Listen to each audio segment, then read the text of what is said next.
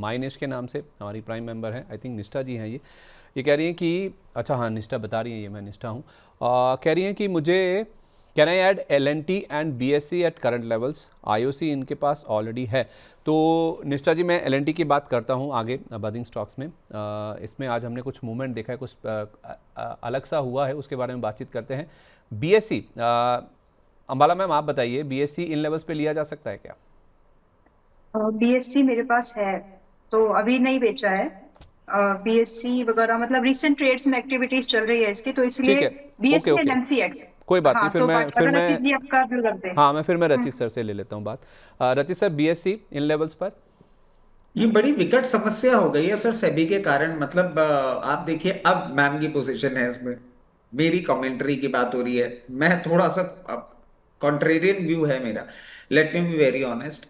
और हमने पहले भी आपके चैनल के माध्यम से इस वीक जब बात करी थी तो क्लियर केस कहा था, कहीं ना कहीं आपको ये थकता हुआ दिखेगा 3,000 3,020 के लेवल पे।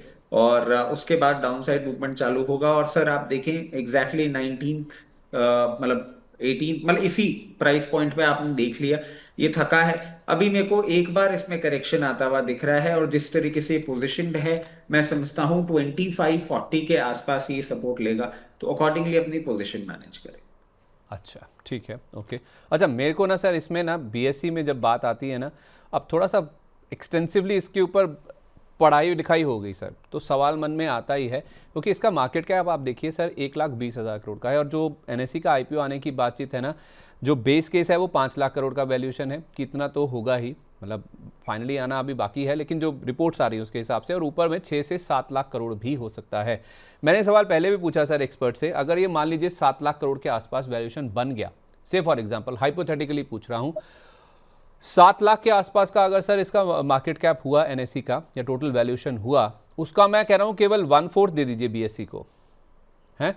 अगर आप 8 लाख का सर 1/4 भी दे देते हैं तो आप मानिए, सॉरी 7 लाख का अगर आप 1/4 भी दे देंगे तो आपको 1,75,000 करोड़ रुपए का मार्केट कैप देना पड़ेगा BSE को उस केस में। सर अभी 1,20,000 करोड़ रुपए का मार्केट कैप है, तो 1,20 से 1,75 जाएगा तो 45-50% का अपसाइड है। तो क्या NSE का वैल्यूएशन क्लियर होते ही BSE की रे रेटिंग हो जाएगी? सर मैं पहले भी हम ये बात डिस्कस कर चुके हैं, और मैं कोई डिसहार्टनिंग स्टेटमेंट नहीं देना चाहूंगा। एनएससी की जितनी वैल्यूएशन और एनएससी के आईपीओ से रिलेटेड जितनी बातें चल रही हैं, मैं वापस से एक चीज रिआइटरेट करूंगा, ये फिएस्को होता हुआ आपको दिखेगा। और जो हायर प्राइस में हमने अनलिस्टेड स्पेस में एनएससी की ट्रेडिंग होती हुई देखी है ना, मेरे हिसाब से सर आईपीओ प्राइस उससे बहुत लो। फिर फिर भी मतलब मान लीजिए 5 लाख करोड़, 4 लाख करोड़। नहीं, वो डेफिनेटली आपको आता हुआ दिखेगा, बट वो कब होता है, किस प्राइस पॉइंट पे होता है? क्योंकि सिर्फ आप एक मार्केट कैपिटलाइजेशन कंपैरिजन पे नहीं जा सकते ना, आपको ये भी देखना होगा कि प्रैक्टिकली रेवेन्यूज किस तरीके से चल रहे हैं, क्या सिचुएशन बनती हुई दिख रही है, मार्केट पार्टिसिपेशन किस तरीके का है, दोनों के रेशियोज किस तरीके से सेट हो रखे हैं, किस में ज्यादा आपको क्या ट्रेडिंग होती हुई दिख रही है। वो सारी प्राइस पॉइंट अगर कंसिडर करेंगे तो फिर ज्यादा बेटर इवैल्यूएशन होगा। बट जिस तरीके से बीएससी अभी पोजिशनड है, मैं ये चीज जरूर कहना चाहूंगा कि हाँ, एनएससी के आईपीओ में एक री रेटिंग जरूर होगी। बट कब वो आता है, क्योंकि सर हम सुनते हुए टाइम हो गया, और हर बार मैं एक ही चीज कह रहा हूं कि not any time soon, not any time soon. मैं फिर से आपको बोलूंगा, एनएससी का आईपीओ मुझे अभी बहुत जल्दी आता हुआ नहीं दिख रहा है, और तब तक बीएससी एक रेंज में ही ट्रेड करेगा। एक बार उस आईपीओ के आने का पूरी क्लैरिटी आ जाए, क्या प्राइस पॉइंट, क्या वैल्यूएशन, उसके बाद देखेंगे कैसे री रेट होता है। मेरी अंडरस्टैंडिंग के लिए सिर्फ सर, मैं अब तीसरी बार आपसे पूछ रहा हूँ, आई एम सॉरी, जब भी आए, जो भी वैल्यूएशन पे आए, और BSE मैं कह रहा हूँ चला हुआ है, तो इसको थोड़ा लंबा कर दीजिए चार्ट को, आपको दिख भी जाएगा। मेरे को तो याद है सर 500 रुपये पर इसका इशू प्राइस था जब इसका IPO आया था, और वो 500 का प्राइस एडजस्ट हो चुका है सर। ये एडजस्ट होने के बाद ये 3,000 के आसपास का प्राइस है। मैं सर कह रहा हूँ, मैं इसको डिनाई नहीं कर रहा कि स्टॉक में करेक्शन हो सकता है या फिर थोड़ा स्टॉक हल्का हो सकता है, ठीक है, सब कुछ हो सकता है। आप सर मुझे सिर्फ इतना बताइए कि NSE के कंपैरिजन में BSE को 1/4 या फिर 20% वैल्यूएशन देंगे, कितना वैल्यूएशन देंगे? नहीं, नहीं दूंगा सर, नहीं दूंगा। आप इसके पीछे का एक कारण समझिए। जो डेटा है ना, वो ये कहता है कि एनएससी आज भी near about 85 to 90% market share लेके बैठा हुआ है, अगर एक्सचेंज टर्नओवर्स की हम बात करें, अक्यूमुलेटेड ठीक है। पुट टुगेदर बोथ जो डेरिवेटिव मार्केट्स है, कैश मार्केट्स है, अगर आप वो कंपैरिजन करते हैं, अगर उसी प्राइस पॉइंट के कंपैरिजन में आएंगे तो सर एक कॉन्ट्रा व्यू ये भी तो बनता है कि अगर ये 10% ही है, तो 7 लाख का अगर वो आईपीओ होता तो 10% के हिसाब से तो फिर ये फेयर सत्तर इनफ, हजार फेयर इनफ सर, मैं यही सुनना चाह रहा था, मैं यही सुनना चाहता हूँ। मैं सर उस केस में नहीं हूँ कि मुझे आप 20% बोलिए या फिर 25%, जैसा मैं कह रहा हूँ कि एक चौथाई, एक अगर 1/4 भी वैल्यूएशन मिल जाए, आप बोलिए ना सर कि अगर 10 से 15% का ही मार्केट शेयर अरे है तो सर 10 से वैसे ही इतना बदनाम हो चुका हूं, और क्यों बदनाम? क्या चाहते हैं? मतलब सड़क पे निकलूं तो लोग मुझे डंडे से मारना चालू कर देंगे। मैं डॉज किए जा रहा हूं सर क्वेश्चन को। मैं सिर्फ अपनी अंडरस्टैंडिंग के लिए पूछ रहा था सर, और कोई ऐसी बात नहीं थी। मुझे पता है तीसरा क्वेश्चन हो गया आपको ये, चलिए आगे मूव कर जाते हैं। बीएससी के अलावा अम्बाला मैम आईओसी पे तो बोल पाएंगी, कह रही हैं कि मैंने 121 पे लिया। वाओ व्हाट अ प्राइस, 121 पे लिया हुआ मैम इन्होंने। अब मैं वाओ मेरे मुंह से इसलिए निकला क्योंकि मैंने 180 भी देखा है, 186 भी देखा ये आईओसी, तो उस हिसाब से थोड़ा मैं 50% प्रॉफिट के हिसाब से थोड़ा सा बह गया था। लेकिन अभी भी करीब 20-22 रुपये बन रहे हैं इनके। अब मन में ये जो इन्होंने सवाल पूछा ना, आई थिंक क्यों पूछा होगा कि जितना मिल रहा है उतना लेके निकल जाए, कहीं और डाउन साइड तो नहीं है। और निकल जाइए, प्रॉफिट बुक कर लीजिए। ठीक है, ओके, परफेक्ट है। तो एलएनटी की हम बात करते हैं निष्ठा जी। आपको बीएससी को लेकर भी हमने काफ़ी लंबा डिस्कशन कर लिया और आईओसी को लेकर भी आपको राय मिल गई कि इससे से जितना जल्दी हो सके आप यहाँ से निकल जाइए। अमरेंद्र चौहान जी कह रहे हैं, इनका सवाल हमने पहले भी लिया है, कह रहे हैं कि यूनाइटेड स्पिरिट्स और एटीजीएल इनके लेवल्स गाइड कीजिए। अब लेवल्स लेना चाहते हैं या फिर इनके पास ऑलरेडी है, मैं नहीं समझ पाया। मैम आप एटीजीएल बता दीजिए, मैं सर से यूनाइटेड स्पिरिट्स पूछता हूँ। ओके, एटीजीएल के साथ साथ मैं जेपी पार याद दिलाना चाहती हूँ, कल के डिस्कशन में था। हाँ हाँ 16 रुपए का टारगेट था, 16 रुपए 28 पैसे 30 पैसे चल रहा है। First target done and dusted, book करना है तो कर सकते हैं। और कल की क्लोजिंग के बेस पर ही मतलब अच्छा खासा चला है ये अभी। हम्म अब ये सवाल लोग पूछ सकते हैं कि आगे और टारगेट के लिए वेट करें क्या। देखिए ये काउंटर वैसा है, अगर आप होल्ड कर सकते हैं लॉस तो होल्ड करो। सेकंड टारगेट विच इज 18 रुपए और 20 रुपए भी आ सकता है, क्योंकि मैं इसमें सिर्फ इसका कनेक्शन विद अडानी ग्रुप नहीं देख रही हूँ। इसके पास जो एनर्जी वाले जो एसेट है, मेरी नजर उन पर है। और ये समय ऐसा है जहाँ पे एनर्जी क्राइसिस ऑलरेडी है, and they have thermal power plants also, they have mines also. तो उसकी वजह से थोड़ा सा चमक सकता है शॉर्ट टर्म में। तो इसलिए आप फर्स्ट टारगेट के बाद भी अगर आप होल्ड कर रहे हैं तो कम से कम इतना इंश्योर अपने आप से ऑनेस्ट रहना कि लॉस मत करना। जब लगे कि भाई अभी मेरे कैपिटल के जितना मैंने लगाया था उसके नीचे आ रहा है, लॉस मत लेना। प्रॉफिट होने के बाद लॉस लेना मतलब आप गुनाह कर रहे हो, वो काम मत करना। ठीक है। बाकी एटीजीएल की बात आपने की थी, तो देखिए 500 आज सुबह की रिकमेंडेशन में रहा है डिस्क्लोजर, पहले भी रह चुका है। मनी 9 पर भी ये ट्रेड आया था, बट रिसेंटली अभी इसको दोबारा मैंने आज फिर से इसमें अटेम्प्ट किया है। वैसे तो बाई मैंने इसमें आपको 480 के आसपास आए तो बोला था, लेकिन 490 ही आया, 489 आया एक्चुअली।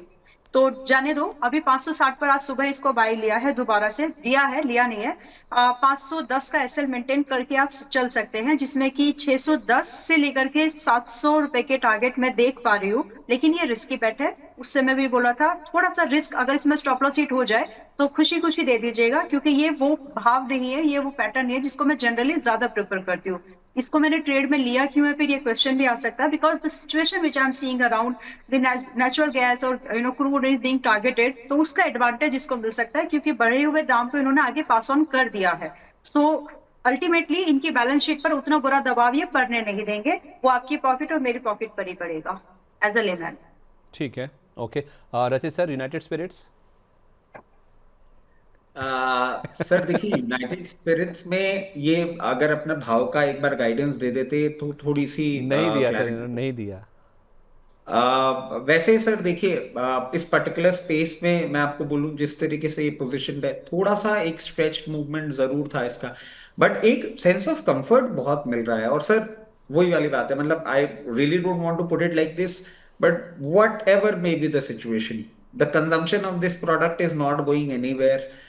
इस कंपनी के पास अगर आप ब्रांड्स देखेंगे तो अमेजिंग ब्रांड्स हैं। मतलब आप देखें पूरा जॉनी वॉकर फैमिली है, ब्लैक एंड व्हाइट है, वैक्ट 69 है, so they have the entire range. और मैं समझता हूँ ठीक है इन लेवल्स पे ट्रेड कर रहा है। हो सकता है और इसके लिए मैं जो आपको लेवल दे रहा हूं वो एक एक्सट्रीम लेवल, क्योंकि मेरे को नहीं लगता अभी यहां से बहुत ज्यादा नीचे जाना चाहिए, बट मार्केट कार्नेज में कई कबार बोलते हैं ना गेहूं के साथ गुण भी पिस जाता है, वो वाली सिचुएशन में अगर आता हुआ दिखा तो मैक्सिमम पेन पॉइंट 1160 है। क्योंकि मैं मार्केट में जिस तरीके से अभी अपना एक स्टांस रखा हुआ हूं, जैसे ही मूवमेंट आपको करना चालू करता दिखेगा 1385 के लेवल्स जो कि इसका मूविंग एवरेजेस है, उसको क्रॉस करते ही कोई बड़ी बात नहीं, सेम डे आपको 1455 के बाद 1600 लेवल्स भी आपको बहुत आराम से दिखाएगा। बहुत उम्दा कंपनी है, आराम से पोजीशन मेंटेन करें। चलिए ठीक है, आराम से पोजीशन आप मेंटेन कीजिए। हम बढ़ते हैं चुन चुन के की तरफ।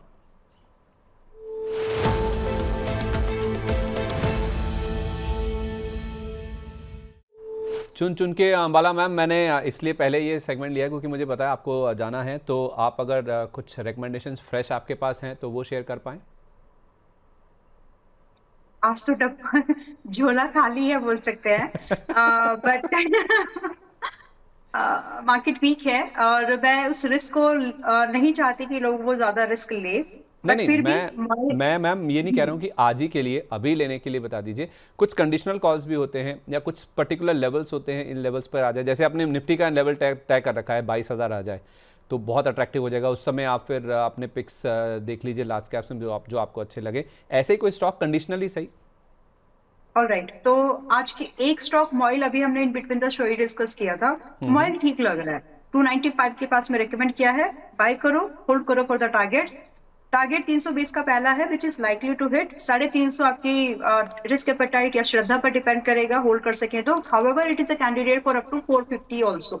स्टॉप लॉस छोटा है, इसलिए इसको मैं सजेस्ट कर सकती हूँ कि आप इस पे एक बार अपना अटेम्प्ट जरूर करके रखना चाहें तो इसको लेकर के चल सकते हैं। तो मॉइल का स्टॉप लॉस एक बार वापस अगर बताऊं आपको, ज्यादा नहीं था, 275 का स्टॉप लॉस था। सो आपने मॉइल इज समथिंग दैट आपने 320, 350 और 500 तक के टारगेट बताए थे। यस, ठीक तो है। दो टारगेट इस स्विंग टारगेट जो कि आपको एक मंथ के अंतराल पर टाइम ड्यूरेशन पे टारगेट करने चाहिए। जी। बाकी डिपेंड करता है एज एन इन्वेस्टर, अगर और दोनों ही कंडीशन में, चाहे आप स्विंग ट्रेड कर रहे हो या फिर आप इन्वेस्टमेंट के तौर पर इसको देख रहे हो, दोनों ही कंडीशन में स्टॉप लॉस सिर्फ 275 रुपए है। सो आपका रिस्क बहुत ही गिना चुना छोटा रिस्क है यहाँ पर। दूसरा है ATGL। मैं सुबह भी इसको, कॉन्फ्लिक्ट ऑफ इंटरेस्ट नहीं होना चाहिए, मैं सुबह इसको दूसरे प्लेटफॉर्म पर भी रेकमेंड कर चुकी हूँ। मनी 9 पर भी इससे पहले भी हमने इसको रेकमेंड किया है पिछले हफ्ते के दौरान पे, और इसने टारगेट भी दिया। But again considering all the latest situation, तो अगर आप देखेंगे दोनों ही, कोई तेल से जुड़ा है, रिफाइनरी वगैरह से, कोई गैस से जुड़ा है, तो दोनों ही काउंटर वहां पर है। तो करंट प्राइस पर आप ATGL 560 पर खरीदिए, 10% का आपका स्टॉप लॉस होगा, यानी 510 का आप एसएल मेंटेन करें, जिसके अगेंस्ट में आपको 610 या 605 बोलना चाहिए एक्चुअली, 605, 650 और 700 के टारगेट आपको दिख सकते हैं। So very favourable risk reward with least risk, या फिर परसेंटेज वाइज लो रिस्क, आप ऐसे कह सकते हैं। तो ये दो काउंटर्स हम आज की डेट में खरीद के जा सकते हैं। बाकी जब आपका निफ्टी 22,000 आ जाए, so you have a very beautiful list from my side already, जिसमें कि बहुत ही अच्छे स्टॉक्स हैं, आप उनको अपने हिसाब से एक्यूमुलेशन शुरू कर सकते हैं। उसमें नेटको है, मैनकाइंड है, पेट्रोनेट है, वेबाक टेक है, थर्मेक्स है। थर्मेक्स तो आज भी खरीद सकते हैं वैसे, थर्मेक्स है, HDFC बैंक, भारतीय एयरटेल, रिलायंस, इनको आप अपने एडिशनल बकेट में इंक्लूड कर सकते हैं। तो ये दो काउंटर जो आज दिए, ये ट्रेड के हिसाब से आप लेके जा सकते हैं, बाकी वो जो पोर्टफोलियो वो अलग है। 15 स्टॉक्स आपने बताए थे, मुझे याद है। बस मैम मुझे ये 500 का टारगेट आपने मॉइल का दिया है ना, उसमें 1 से लेकर कितने महीने तक का वेट करना है? समय है साल, मतलब अभी 300 पे चल रहा है मोटा मोटी, अगर बात करें 295 300 की रेंज पर है, तो आप मोमेंटम पकड़ेगा तो वैसे साल भर नहीं लगता, बट साल भर का नजरिया, इस साल की बात करेंगे सिर्फ, दिसंबर 2026 में आ जाना चाहिए। या तो सारे टारगेट आपको दे देगा, या फिर आपका बचा कुचा 275 का स्टॉप लॉस मिलेगा। 1 से 9 महीना पकड़ लेते हैं, ठीक है, ओके। हाँ तो जी। 9 महीने तक आपको ये 500 रुपये तक भी जाता हुआ दिख सकता है। बहुत शुक्रिया मैम अपना कीमती समय देने के लिए। जितने भी स्टॉक्स डिस्कस हुए हैं उनमें कोई disclaimer? Yes, we have discussed so many stocks, and especially there was a special discussion around HDFC Bank. I was positioned in this, and इस volatility को handle करने के लिए मैंने options की help ली है। मैं अभी भी उसको hold कर रही हूँ, जैसे ही अच्छा कोई समय लगेगा देखती हूँ। रचित जी को पहले उनका भाव आता है या फिर पहले मुझे कोई अच्छा एग्जिट मिलता है, बट I'll see कि अगर मुझे HDFC में एक सिग्निफिकेंट सा प्रॉफिट मिल जाता है तो मैं निकलने की कोशिश करूंगी। ये मेरा एक डिस्क्लोजर इन एडवांस, जब भी अगर एग्जिट करूंगी और उस समय शो पर हूँ तो मैं बता भी दूंगी कि आज मैंने इस पे ट्रेड किया है। But as of now discuss stock है और मेरे पोर्टफोलियो में है। चलिए, बहुत शुक्रिया बाकी आपका हम मैम। मेंबर्स के पास हाँ, पूरा नहीं प्लीज़ हुआ। Please please. मेंबर्स के पास स्टॉक्स कॉमन हो सकते हैं सभी प्लेटफॉर्म पर, जो भी राय रख रहे हैं वो सब आपके साथ भी शेयर किए। There is no conflict of interest from my side. Trading and investment these are two different things, दोनों को अलग तरह से हैंडल करना जरूरी है, वरना खिचड़ी बनेगी। तो उस चीज को प्लीज समझते हुए काम करिए। Thank you so much. चलिए, बहुत शुक्रिया आपका ma'am, thank you so much अपना कीमती समय हमारे साथ शेयर करने के लिए। फिर से एक अटेम्प्ट करता हूँ, रचित सर, आपके पिटारे में, आपके झोले में भी कोई स्टॉक है क्या? सर आपने ना मुझे पिछले वीक एक बात बोली थी कि आप एडवांस में कॉल दे सकते हैं। हाँ, मैंने अभी भी उनको बोला कि आप कोई हाँ कंडीशनल कॉल है, जैसे वो 22,000 पे बोल रही हैं कि निफ्टी 22,000 आ जाए तो आप अपने लिस्ट तैयार रखिए, वॉच लिस्ट में रखिए अपने अच्छे अच्छे सिलेक्टिव लार्ज कैप स्टॉक्स को, उनको आप फिर खरीदारी करना शुरू कर सकते हैं। सर, तो मेरे पास एक ही स्टॉक है और जो मुझे लगता है कि इस पे क्लियर केस फोकस हमको रखना चाहिए, और वो स्टॉक का नाम आता है सर रिलायंस इंडस्ट्रीज। 1220 में, 1220 से लेकर 1260 की रेंज में जब आपको रिलायंस इंडस्ट्रीज दिखे, आपको इसमें आराम से पोजीशन बना लेनी है, only with a time horizon of 2 to 5 years in hand. जैसे ही ये रिवर्सल देगा 1600, उसके बाद 2000, और 2000 के बाद आपके चैनल पे हम आते ही रहेंगे, और बाकी के टारगेट्स भी हम आपको कंफर्टेबली अपडेट करते रहेंगे। मतलब बेचना नहीं है 2,000 पे भी? नहीं नहीं नहीं नहीं नहीं सर, नहीं। रिलायंस इंडस्ट्रीज जिस दिन 2000 होगा, it will be backed with amazing volumes and the news which are there in the kitty. ये एक बार सर सिचुएशन खत्म हो जाए ना वॉर की, इतने सारे पोटेंट काउंटर्स हैं जो इतने अंडर परफॉर्म कर रहे हैं अभी, जिसकी कोई हद नहीं है। और बस वही वाली एक बात है सर, एक बार ये बस वॉर खत्म हो जाए, या जो भी हो, मतलब ट्रम्प साहब जो भी कर रहे हैं ना, कुछ भी करके ये चीज खत्म हो जाए, मार्केट में पोटेंसी बहुत है, बट लोअर लेवल पे ही होगी सर। क्योंकि अभी हमें जो क्रूड ऑयल का, इन्फ्लेशन का, बैंकिंग प्रॉब्लम का, ये सब जो एक पेन है, ये निकल जाए, उसके बाद आप देखिएगा मार्केट किस तरीके से परफॉर्म करे। Fair enough. तो अगर सर जिस रेंज की आप बात कर रहे हैं और जितना होराइजन आप बता रहे हैं, फिर स्टॉप लॉस की तो जरूरत नहीं होगी? नहीं सर, मतलब अब 5 साल में रिलायंस इंडस्ट्रीज ही अगर खत्म हो गया सर 5 साल में, या वीक रहा, तो फिर तो कैसे चलेगा मार्केट। चलिए ठीक है, ओके, परफेक्ट है। कोई और नाम तो नहीं है ना, यही था ना बस एक? नहीं बस सर यही ना। चलिए ठीक है, तो हम चुन चुन के को यहीं पे रोकते अब हैं। सर और एक चीज मैं और ऐड कर देता हूँ, प्लीज़ प्लीज़ देखिए, प्लीज़। जो कि स्टार्टिंग में हमने कहा था 23,080, ये नहीं टूटना चाहिए सर। शो खत्म नहीं हुआ, उस लेवल के बिल्कुल पास आ गई है निफ्टी।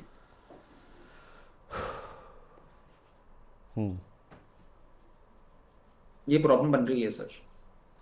मतलब 23,080 के नीचे बंद नहीं होना चाहिए, क्लोजिंग नहीं आनी नहीं चाहिए? सर, 23,000 नीचे के नीचे बंद नहीं होना चाहिए 23,080 के, और कल 23,080 के नीचे खुलना नहीं चाहिए। बहुत ज्यादा, मैं वही वाली बात है ना कि भयावह बात नहीं करना चाह रहा हूं, बट फिर 22,400 तक, 22,480 तक रुकने नहीं वाला मार्केट।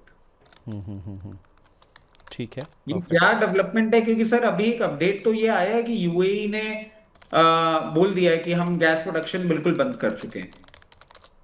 अब क्या और डेवलपमेंट ऐसा बन रहा है जिसके कारण मार्केट ये कर रहा है, क्योंकि कई बार ये भी होता है ना, मार्केट खत्म हो जाता है उसके बाद न्यूज आती है। मैं ट्रैक करने की कोशिश कर रहा हूँ, कहीं से कोई न्यूज आ नहीं रही है, मार्केट इस तरीके से जो जा रहा है, अब ये थोड़ा सा और डरा रहा है सर।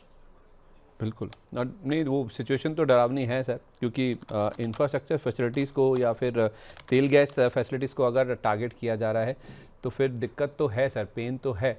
और ऐसा मतलब बहुत रेयरली होता है, और अभी तक जितने भी दिन बीते थे 20 दिन के आसपास जंग में, ऐसा हुआ नहीं था। और अब अगर ये किया जा रहा है, अभी तक तो क्या था, पैसेज रोका हुआ था, अब तो फैसिलिटीज़ को टारगेट किया जा रहा है। तो प्रोडक्शन अगर हॉल्ट हो जाएगा, उत्पादन ही नहीं होगा, तो फिर तो सर एक क्राइसिस वाली सिचुएशन बनती हुई नज़र आएगी। तो उसी का डर है कि सप्लाईज ना रुक जाएं। फ्लो आना जाना वो एक अलग बात है, सप्लाई नहीं रुकनी चाहिए। सप्लाई का जो डर है, आई थिंक वही बाजार को ज़्यादा चिंता में डाल रहा है। सर और ये ना वापस क्रिएट करना भी बहुत मुश्किल है, मतलब आप एग्जैक्टली ये मतलब देखिए। दोबारा स्ट्रीम में लेके आना उसको, वापस प्रोडक्शन शुरू करना इजी बात नहीं है। वैसे भी आपको बता दें, मैं कई बार इस चीज़ को हाईलाइट कर चुका हूँ कि कच्चा तेल या फिर गैस हो, नेचुरल गैस का उत्पादन करना मतलब एक तो कैपिटल इंटेंसिव होता है, बहुत पैसा लगता है, और बहुत इजी प्रोसेस नहीं है कि आपने बोला कि चलिए मैं गैस निकालना या तेल निकालना शुरू कर देता हूँ, मैं आज अभी मैंने बोला और 5 मिनट में निकलना शुरू हो जाएगा।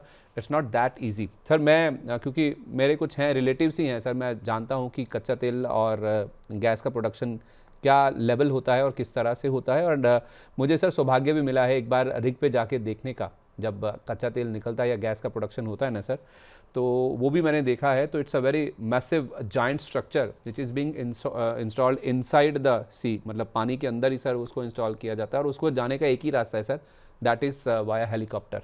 तो आप समझिए कि वो स्केल क्या है और कितना टीडियस प्रोसेस है।